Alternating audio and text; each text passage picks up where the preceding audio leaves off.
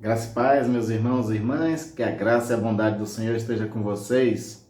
Vamos para a nossa terceira aula sobre a carta de Jesus endereçada às 7 igrejas da Ásia. E hoje, nessa terceira aula, vamos falar sobre a igreja de Esmirna, estudar sobre a carta que Jesus envia por intermédio do apóstolo João a esta igreja e ver o que Jesus fala a respeito dessa igreja, que torna essa mensagem não só para aquela época, mas para nós, como igreja hoje também. Então esteja nos acompanhando nesse estudo.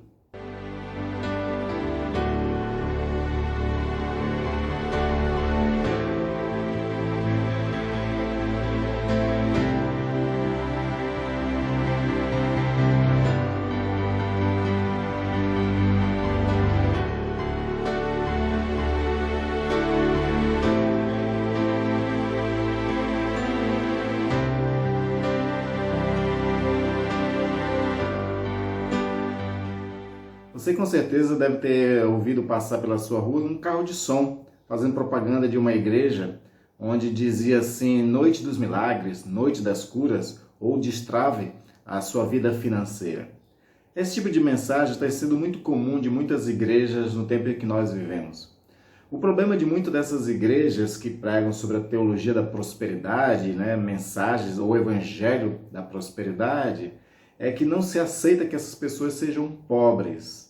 Existe um discurso nelas de que pobreza é símbolo de pecado, ou você não está dando o dízimo direito, você está desobedecendo a Deus, e por conta disso foi enviado uma espécie de espírito devorador, onde é usada aquelas expressões metafóricas das gafanhotos, que devoram a vinha, e assim gafanhotos espirituais estariam devorando as suas finanças, por isso que você não prospera, por isso que o dinheiro não rende, por isso que você também perdeu o emprego, coisa desse tipo.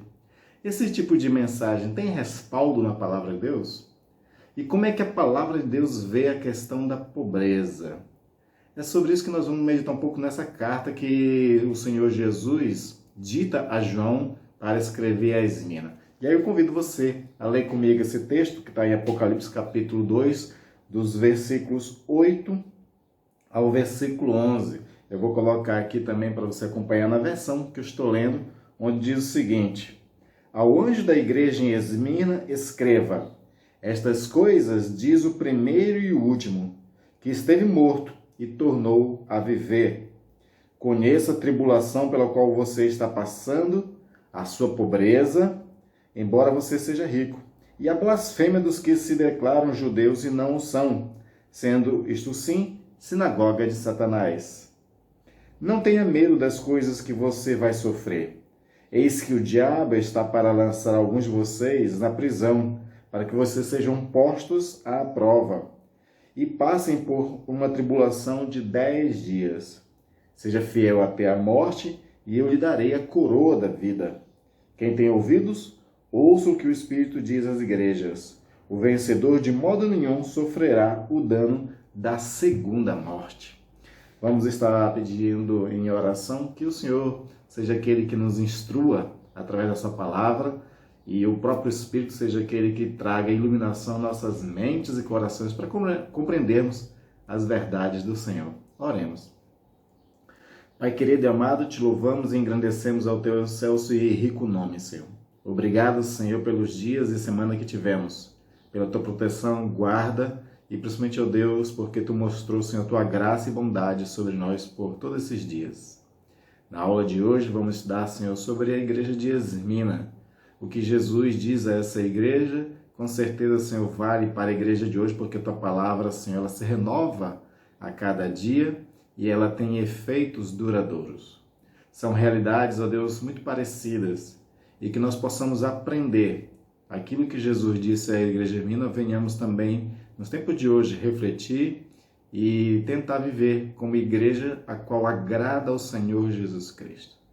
Que o Espírito traga sobre os nossos corações aquela luz que faz com que tudo clareie, tudo fique óbvio no entendimento. Te pedimos assim que Ele seja o nosso mestre nesse estudo. Peço isso em nome de Jesus. Amém. Amém.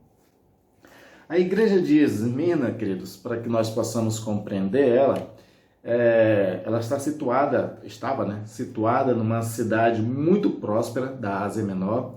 Ela era considerada uma das 3 grandes cidades da Ásia Menor, uma cidade muito povoada, e foi uma cidade que ela não sofreu muito destruições e nem se extinguiu, como nós vimos no estudo anterior a respeito de Éfeso, que Éfeso hoje, a cidade onde seria Éfeso, só é ruínas hoje.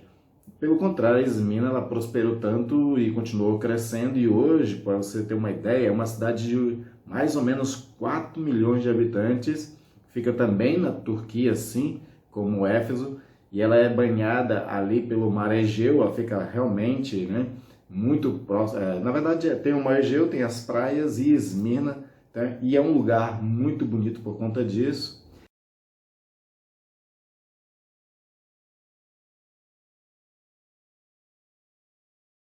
E próspera financeiramente. E essa prosperidade financeira já existia desde aquela época, por ser de fato uma cidade costeira, por ter um porto que facilita o comércio, e assim então a cidade cresceu muito. E porque cresceu muito, afluía muita gente para essa cidade, e entre essas pessoas que afluem, que vai morar nessa cidade, tem muitos judeus morando lá. Os judeus nós conhecemos hoje como pessoas que têm muita habilidade nos negócios, no comércio e que prospera nesses comércios. E foi o que aconteceu de fato em Esmina. Quando os judeus foram para aquela cidade, eles prosperaram muito ali, fizeram uma sinagoga para adorar a Deus naquele lugar. E esse povo vai ser um povo que vai rivalizar, vai ser total opositor à Igreja do Senhor. A Igreja do Senhor começa a crescer também, por conta disso, eles começam a rivalizar bastante. E uma das coisas que a gente não sabe muito sobre a igreja em Esmina é quem a fundou. Existe uma possibilidade de que tenha sido Paulo mesmo quem afundou a igreja ali naquele lugar, porque quando Paulo esteve em Éfeso, a primeira viagem que Paulo fez a Éfeso, nós já abordamos sobre isso, de que ele teve um pouco de dificuldade nesse começo. Ele teve algumas pessoas que rivalizaram com ele, ele não queria muita confusão. Também ele tinha um propósito de ir para Jerusalém para participar da Páscoa com outros discípulos e apóstolos. E aí, possivelmente, Paulo tenha, por conta das controvérsias que houve também ali em Éfeso, ele tenha começado a aproveitar, porque o texto lá de Atos 19:10 fala de que o evangelho chegou em toda aquela região da Ásia Menor. Então, possivelmente, Atos 19:10 esteja também tratando de Esmina. Então, possivelmente, não existe uma certeza sobre isso. Pode ser que Paulo tenha aproveitado aquele momento que estava ali na redondeza de Éfeso e pregou o evangelho também em Esmina. E a igreja, assim, lá prosperou, a igreja cresceu. E ela cresceu em meio a muitas dificuldades. Então, nós vamos ver no nosso texto aqui que realmente as dificuldades que ela passa vai ser o teor da mensagem de Jesus. E essas dificuldades vai acontecer por conta dos judeus, como eu falei.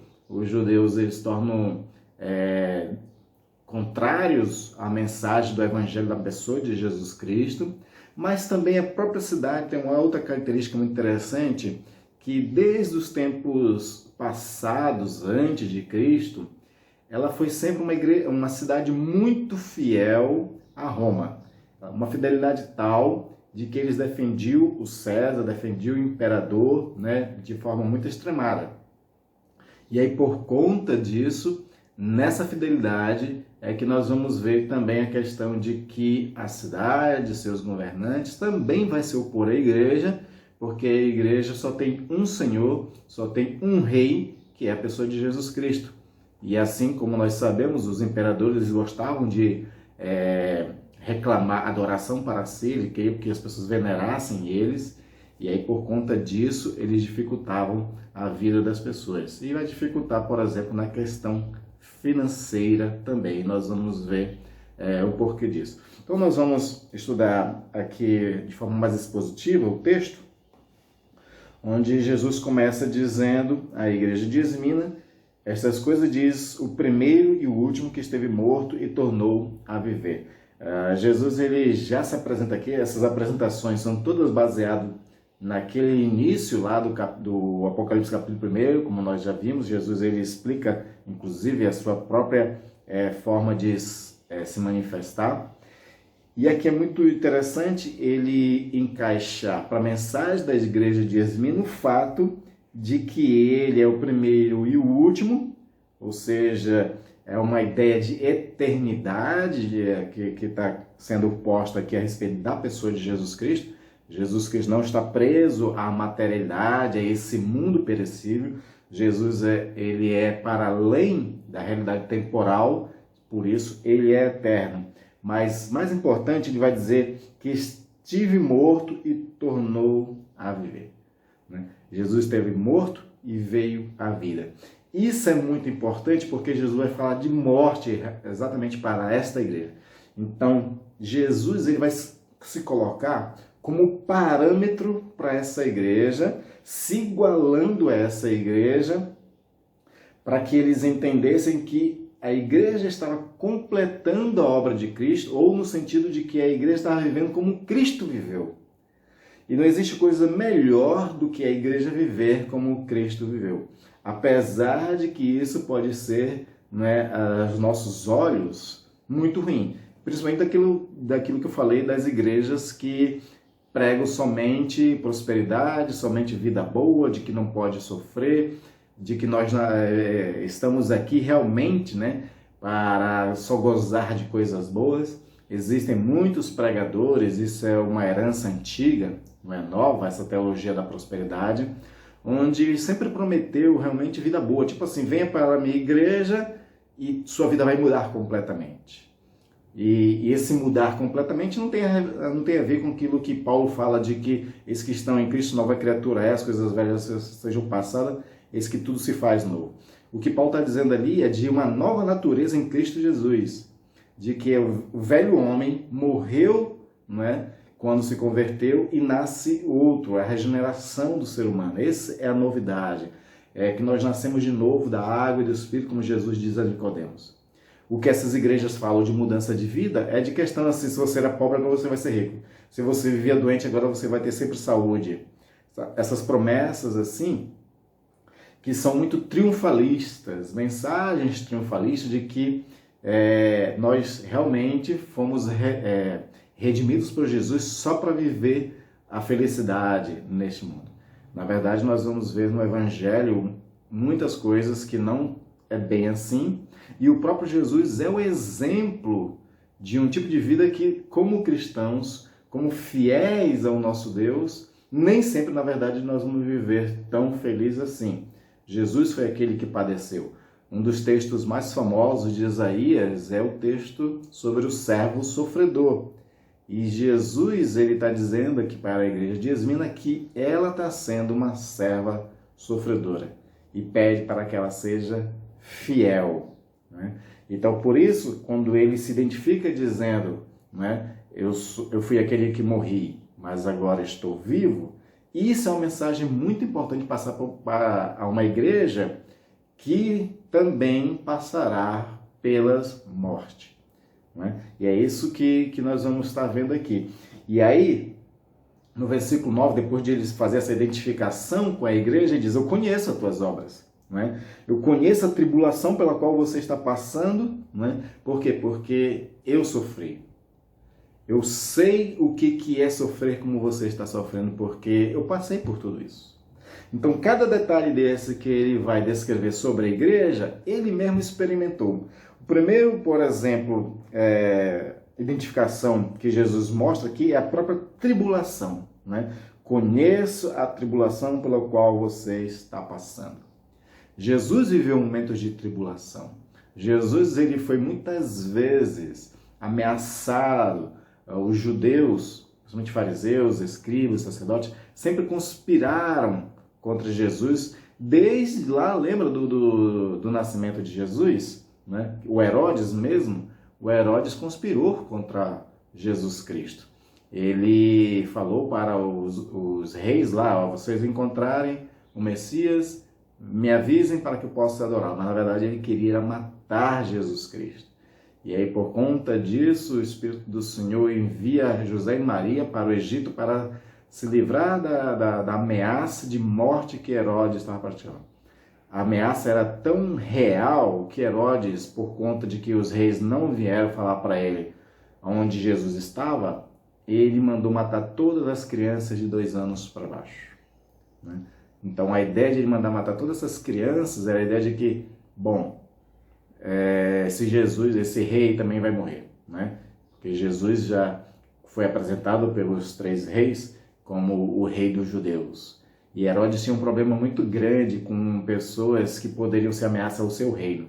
Para você ter uma ideia, a história conta que Herodes mandou matar mulher, mandou matar até filhos, achando que eles poderiam ser uma ameaça ao seu reinado. Então era um homem realmente sanguinário, perigoso. As ameaças dele não ficavam só no discurso, mas iam para a prática. Então Jesus ele começa a sofrer essas tribulações desde o seu nascimento, né? E aí mais tarde no seu ministério, principalmente porque você vai ter judeus ali, né, conspirando sempre contra Jesus Cristo. E de fato, né, a condenação de Jesus foi uma conspiração onde blasfemaram sobre Jesus, difamaram, caluniaram nosso Senhor, né, para poder ter justificativa de crucificá-lo. E essa igreja, ela vai ser também, a tribulação dela também vai passar justamente por essas mesmas questões. Vai ser uma igreja caluniada, uma igreja blasfemada pelos próprios judeus também. Conheça a tua tribulação, é o primeiro fator que Jesus se identifica com essa igreja. Jesus passou por tribulação, a igreja passa por tribulação por pregar e ser fiel a Jesus. Mas também Jesus se identifica com essa igreja a respeito da pobreza. Ele diz, eu conheço também a sua pobreza, né? Jesus, que era rico em glória, se fez pobre quando veio nesse mundo. É interessante você observar que alguns desses pregadores da prosperidade, eles distorcem um pouco a interpretação da pessoa de Jesus Cristo para colocar Jesus como uma pessoa bem-sucedida, né, nesse sentido financeiro. Então, por exemplo, eu já ouvi pregação que dizia que Jesus, por ser filho de carpinteiro, ele era carpinteiro também, só que o carpinteiro, na interpretação desses teólogos da prosperidade, era como se fosse uma espécie de engenheiro e empreiteiro de hoje em dia. Então, o argumento que eles querem dar é de que Jesus, na verdade, era um homem próspero, rico, não é? Como se fosse uma espécie de um construtor ali naquela região da Judéia. Como se fosse uma espécie de Marcelo Odebrecht daquela época. O que não tem nem um pouco de verdade nisso. Na verdade, Jesus era muito pobre. Jesus, ele mesmo chegou a dizer que ele não tinha nem onde reclinar a cabeça. Um empreiteiro milionário que não tem onde reclinar a cabeça é uma coisa meio confusa, né? E outro detalhe também, Jesus fala de que ele veio para servir, não veio para ser servido, porque quem é servido está nos palácios, está nas mansões, diferente completamente da pessoa de Jesus Cristo.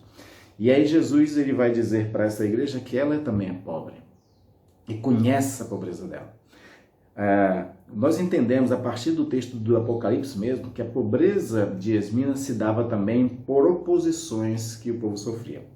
Uma das características que existia no Império Romano é que quando você não era obediente ao imperador, uma das coisas que poderia acontecer é de que os soldados romanos vinham e tomavam tudo que você tinha. Por exemplo, o imposto era uma das coisas que não era uma coisa taxada regularmente. Então, por exemplo, o imperador ele estipulava um valor para cada cidade, dar de tributo anualmente. E os procuradores que ficavam nessa cidade, eles tinham que levantar aquele recurso de qualquer jeito, né? Por exemplo, para Esmina, se, digamos, só a título de exemplificação, se o imperador pedisse para aquela cidade de Esmina levantasse 1 milhão de dracmas por ano, o procurador tinha que dar um jeito de levantar 1 milhão. Só que o procurador não levantava só 1 milhão, porque tinha ele e tinha outros procuradores na cidade. Assim como o Zaqueu, né, que era chefe de procuradores, e tinha os outros procuradores também. Então eles também iam cobrar o imposto para não só cobrir o valor que o imperador pedia, mas para eles também. E a gente, né, pelo texto que nós vemos dos procuradores, que eram muito odiados pelos judeus por conta dessa traição de ser judeu pedindo, né, imposto para um gentil, que era o imperador. Então a gente sabe, a partir dos textos, que muitos deles eram corruptos. E nessa corrupção desses procuradores, então eles pediam muito mais do que realmente o imperador precisava, para poder eles ficarem com o resto. E a forma de eles tentarem levantar esses valores eram os mais cruéis possíveis.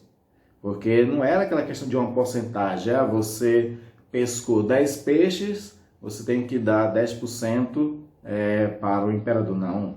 Eles iam lá e, se para cobrir o valor que eles queriam fosse necessário, ele pegava até os 10 peixes mesmo do pescador. Era assim que funcionava. E o povo cristão era o mais sofrido nessa questão toda, porque já existia muita rivalidade. Rivalidade dos judeus e rivalidade também dos romanos fiéis a César, que rivalizava com aqueles que eram fiéis a Cristo. Roma era fiel a César, a igreja era fiel a Cristo. Isso criava um confronto entre eles. E aí eles se justificavam a partir disso para explorar os cristãos e tomar as coisas dos cristãos. Por isso, e é possível que isso seja a forma de que eles não conseguiam realmente prosperar a igreja do Senhor. Um outro detalhe que aparece em Apocalipse é que em muitas cidades romanas só podia comercializar ou vender se usasse a moeda romana, né? Lembra daquela questão da marca da besta que está em Apocalipse? Na verdade, isso já existia desde a época de Roma. A marca da besta ali, que a besta vai ser a perseguidora da igreja, quem persegue a igreja nos primeiros 3 séculos são judeus e romanos. Então essa besta possivelmente seja também uma referência ao Império Romano, e o Império Romano criava uma dificuldade para aqueles infiéis a Roma de esses não comercializarem. Era uma forma de punição para os infiéis a Roma, eles não poderem comercializar com Roma, né? Por exemplo, hoje a moeda comercial no mundo é o dólar. Quando quiserem fazer embargo econômico, como existe hoje, é proibido as pessoas comercializar em outra moeda. Então, se você, por exemplo, não tem a moeda, ou se você não tem o dólar, você não tem como comercializar internacionalmente. Roma já usava essa estratégia. A forma de o comércio acontecer dentro do seu império era a partir da sua própria moeda, onde tinha a imagem do César, do imperador. E aí a igreja está chamando que essa imagem a imagem da besta, a marca da besta ali, né? Que essa é a base, né, para o texto ser construído, para falar de coisas também mais futuras. Mas a base é essa, e a igreja então passava por essas dificuldades, e por isso ela era uma igreja pobre. E a lei da pobreza, né? Mas na verdade assim, Jesus ele vai corrigir dizendo, embora você seja rico, né? Existia a pobreza material, mas Jesus diz que essa igreja era uma igreja rica, porque a riqueza para Jesus não é da ordem material. Jesus, em muitas parábolas, em muitos ensinos nos evangelhos, ele dizia, né, não acumulem tesouros na terra, que a traça corrói, o ferrugem acaba e o ladrão rouba. Antes, né, cultivai tesouros no céu, onde essas coisas não destroem esse tipo de riqueza. Jesus está falando de riquezas espirituais. E essa igreja, apesar de ela ser pobre financeiramente, mas era uma igreja que tinha essa riqueza espiritual. Ela estava acumulando tesouros nos céus, né? E isso nós vamos ver que é muito interessante, porque o prêmio para essa igreja é exatamente essa questão que tem a ver com essa riqueza celestial, né? Mas também, outro sofrimento que essa igreja passava era a blasfêmia, ainda no versículo 9. E a blasfêmia dos que se declaram judeus e não são, sendo isto sim sinagoga de Satanás. Os judeus aqui eles estavam blasfemando e dizendo calúnias e difamações à igreja de Esmina, e tinha um tema que era motivo desse confronto, que era a questão de ser o verdadeiro povo de Deus. Os judeus, claro, por serem os herdeiros das promessas dos patriarcas, eles se achavam de fato o verdadeiro povo de Deus. Mas agora os cristãos estão dizendo que eles são o novo povo de Deus, já profetizado lá nos profetas. Os profetas, Jeremias e os outros, já dizia que Deus dizia, né, de que ia ter um outro povo, ia chamar meu povo aquele que não era meu povo. Isso que o Jeremias diz, né? E de fato, aqueles que não eram povo de Deus, que eram gentios, esses gregos aqui convertidos de Esmina, agora são povo de Deus. Então ficava esse confronto de discussão, quem era realmente povo de Deus. E claro que os judeus não iam abrir mão disso. E aí blasfemavam contra a igreja do Senhor, dizendo que eles não eram, né, o povo de Deus, porque eles eram verdadeiros judeus.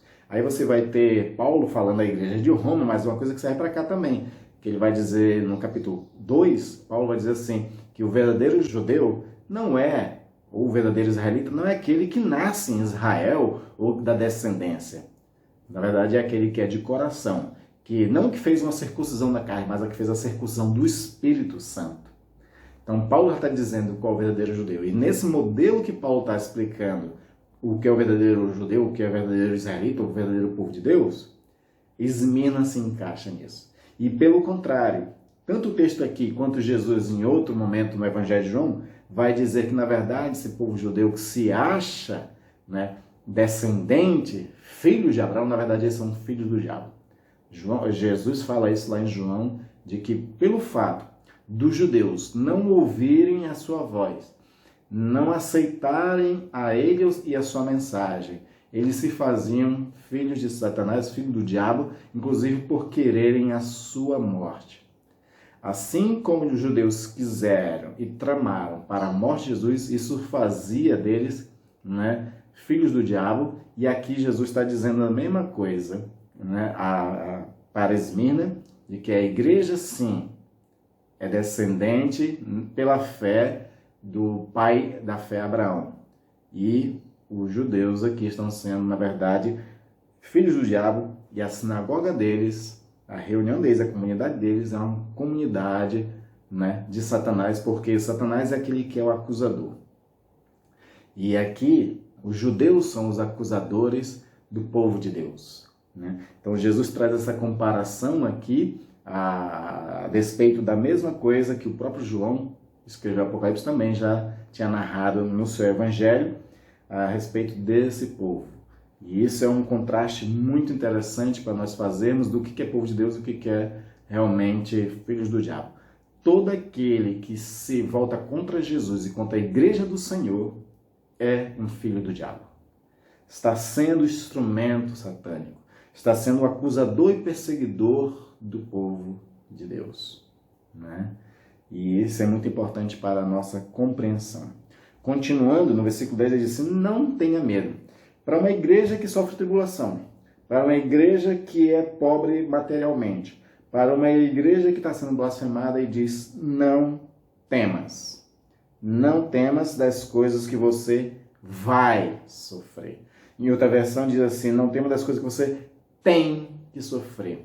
Na verdade, o sofrimento que a igreja de Esmina ia passar era meio que obrigatório, porque o texto diz, eis que o diabo está para lançar alguns de vocês na prisão para que vocês sejam postos à prova.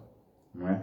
Ou seja, a igreja vai passar, não é questão de se tem que passar, é quando ela passar, e quando ela passar, a atitude dessa igreja é uma igreja que não deve temer, né? Em Atos capítulo 4 aparece o João e o Pedro sendo presos por pregar o evangelho de Jesus Cristo na porta do templo. E aí depois que eles são soltos, eles fazem uma oração pedindo mais intrepidez para continuar pregando a mensagem do Senhor. A ideia é exatamente essa, de nós como igreja do Senhor, ao passar pela provação, ao passar pelo sofrimento, nós não ter medo. E não ter medo é continuar com intrepidez fazendo a obra do Senhor. E ao passar pelo sofrimento que essa igreja vai passar, o texto diz que o diabo está para lançar alguns deles na prisão para serem postos à prova.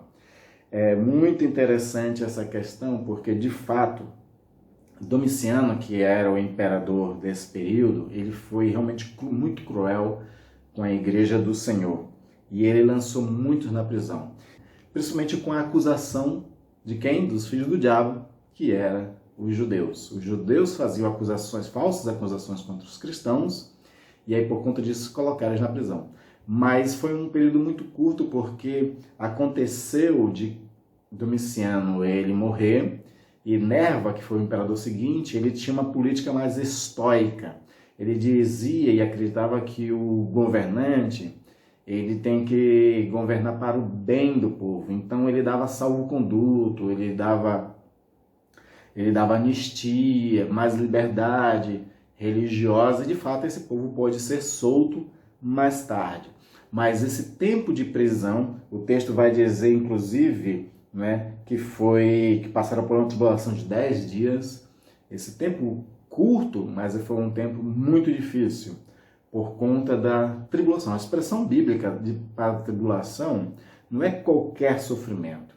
É realmente aquele sofrimento baseado em torturas, em mortes, em privações.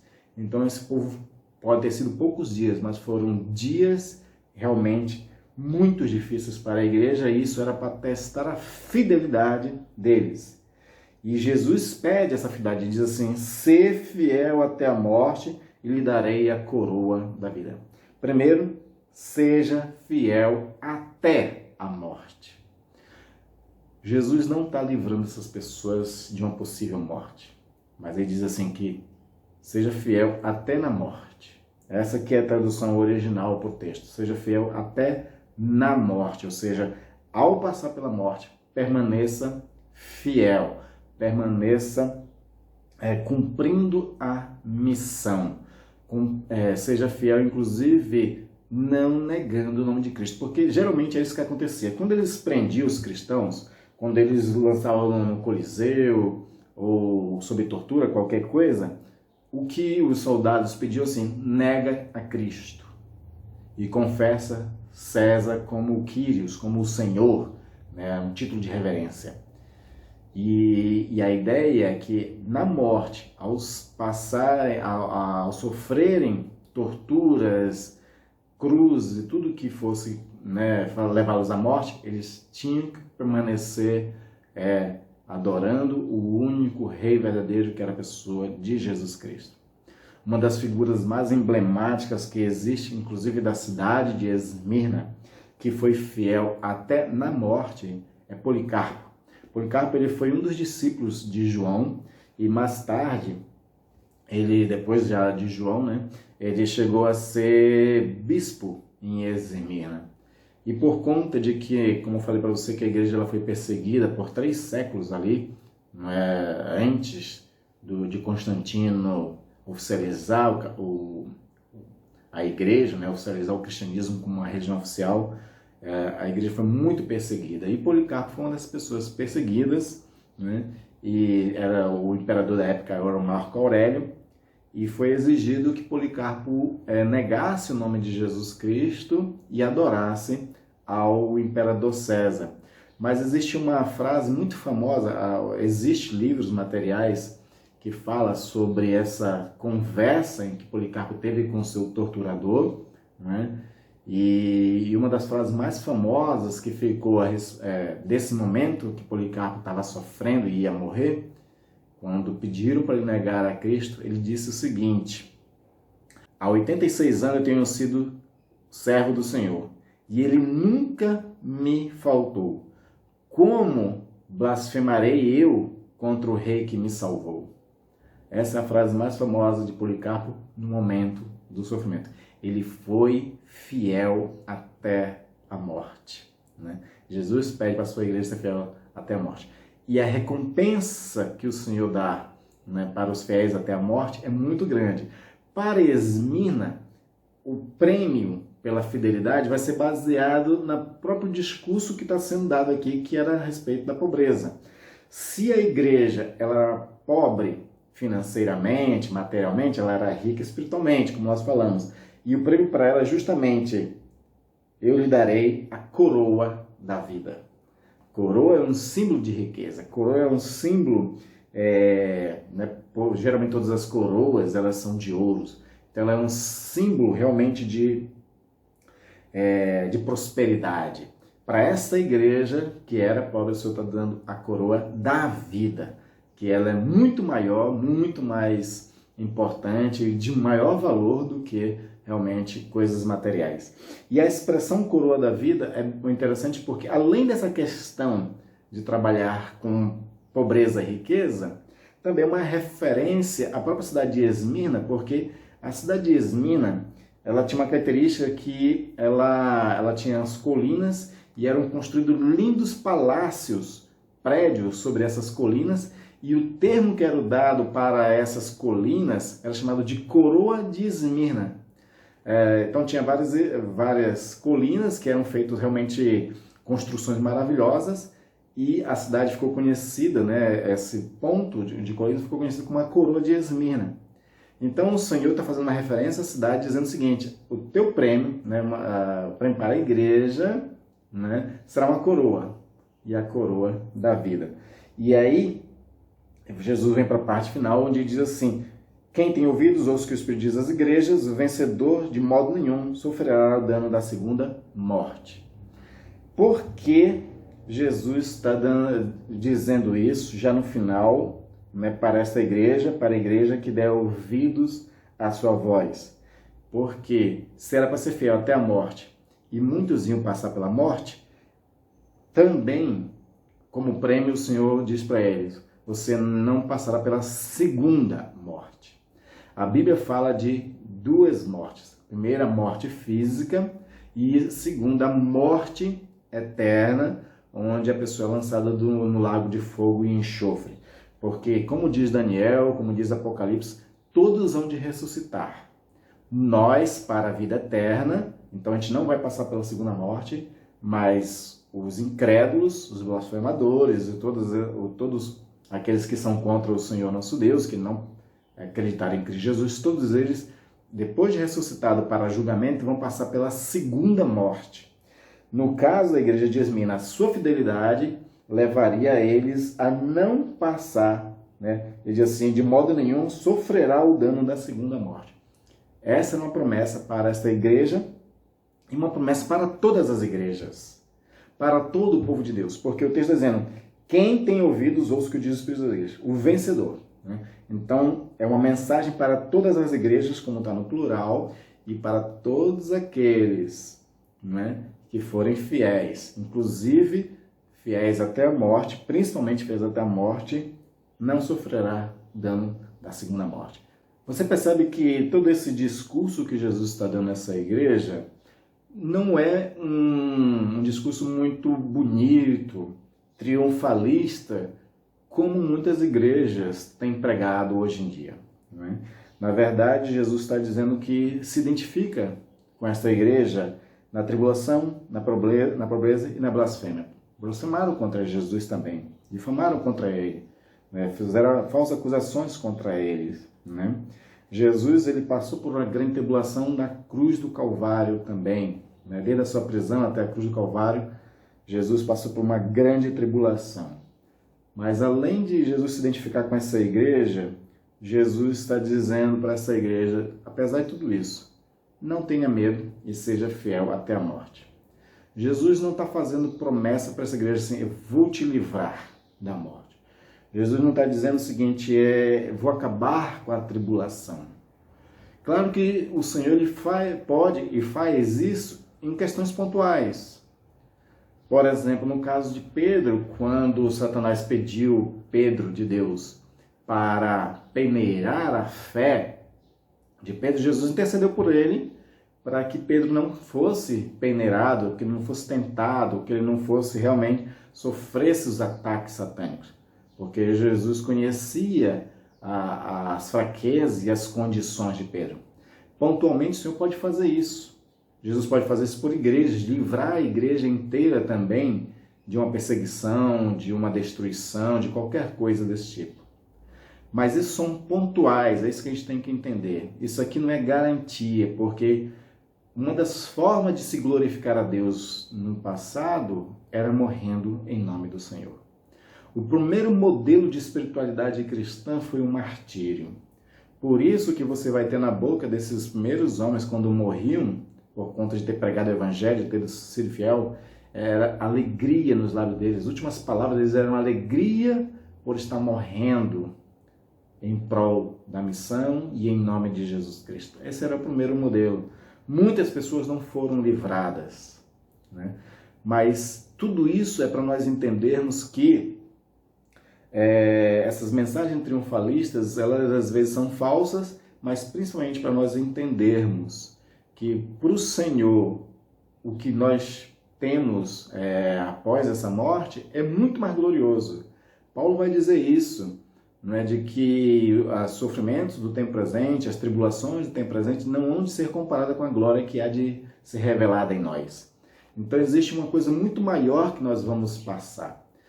Esse texto final, né, dessa carta a Esmina pode ser muito bem comparado com aquele texto também de Filipenses 2, a partir do versículo 5 até o 11, em que fala de Jesus, que era rico, se fez pobre, né, que veio em semelhança humana, passou por todo o sofrimento e foi fiel até a morte, morte de cruz, mas por conta da fidelidade do Senhor, Deus o ressuscitou e fez com que ele ascendesse à glória e à coroa eterna. Ele foi recompensado, está assentado à direita de Deus. O sofrimento de Cristo e a glória de Cristo é o sofrimento que a igreja passa, e a igreja, ao vencer também, como Jesus venceu, também será glorificada no final. Também vai ter esse momento de coroação que a igreja vai passar, né? Quando existiam os jogos, ou quando o povo voltava das batalhas, eles eram premiados, coroados. Assim também a igreja será também. Então nós temos que ter muito cuidado com essas mensagens triunfalistas para ela não criar uma ilusão, né? Para que a gente de repente não fique imaginando ou pensando a partir de que a nossa vida só vai ser bonança, e quando vem as tragédias a gente se questione, decepcionado, e Deus não está olhando para mim? Né? Esse tipo de questionamento, né, de que Deus não me ama mais, Deus não está olhando para mim, minhas orações não são ouvidas, é muito dessas pessoas que têm essa ilusão de que porque é crente só vai prosperar sempre, né? Essa é uma grande ilusão que nós temos que ter. Crente em Cristo Jesus, ele pode passar por tribulações, e no meio das tribulações não tem que ter medo de ser fiel, né? As tribulações, como acontece para a igreja de Esmina, também é para cada um de nós, para provação, para provar a nossa fé. A nossa fé precisa ser testada, porque a nossa fé, ela pode ser frágil, pode ser falsa, inclusive também, e é a provação, é o sofrimento que vai mostrar qual é a qualidade, do que é feito a nossa fé. E é por isso que passamos por dificuldades. E o que Deus espera é que no meio do sofrimento, a nossa fé se mostre como inabalável, que seja como ouro, prata ou bronze, que diante da provação do fogo ela se purifica mais. Porque a fé que se compara a madeira, palha e feno, ela será queimada, ela é destruída, né? Agora, é claro que é importante dizer também que o crente não nasceu só para ser pobre também. A gente não pode confundir as coisas, né? Jesus, ele diz lá, né, que nós devemos criar tesouros nos céus, mas isso não diz que a gente também não possa criar tesouro na terra. Se você é uma pessoa que é empreendedora, se você é uma pessoa que tem habilidade comercial, empresarial, nada te impede de você prosperar financeiramente, desde que a prosperidade, o sucesso financeiro não corrompa o coração, né? Essa que é a questão, mas nada nos impede de enriquecer. Queridos irmãos, sejamos fiéis na fartura ou na pobreza, mas sempre sendo fiel ao Senhor até a morte, até a vinda de Cristo Jesus, glorificando sempre o Senhor, nosso Deus. Que Deus abençoe e até a próxima aula, onde nós vamos estar falando sobre a igreja de Pérgamo.